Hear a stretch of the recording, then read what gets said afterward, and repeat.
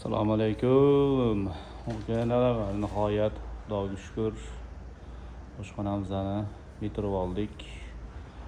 Ventilyatsiyalarimiz bilan Xudo xolasa. Endi bu yerda tiyaga bo'ladi. Tiyagamizni chetida podsvetka bilan bo'ladi. Novoga o'xshab chiqib turib, to'rtta tarafimizda aylanadi va oshxonani enini kattalashtirib beradi Xudo xolasa.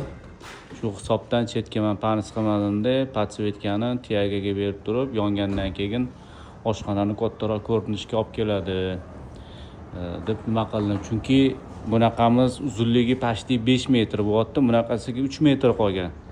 Bu uzun ingichka bo'lib qolyapti. Bu yerda biz enini sal kattalashtirsak, Xudo xolasa, ko'rgandan keyin ham kirgan odamga siqmaydi, sal bemalolroq, komfortroq effekti beradi deb Xudo xolasa bu yoqdan ham podsvetka bo'ladi tiyaga. Xudo xolasa tiyagamiz mana tepasidan o'tib ketadi. Tegida bir xil razmer qoladi, ya'ni panjarani uni ham tegida bir xil razmer qoladi. Xudo xolasa xonamizga o'zingizlar baho berib qo'yasizlar. Xudo xolasa qanaqa chiqdi?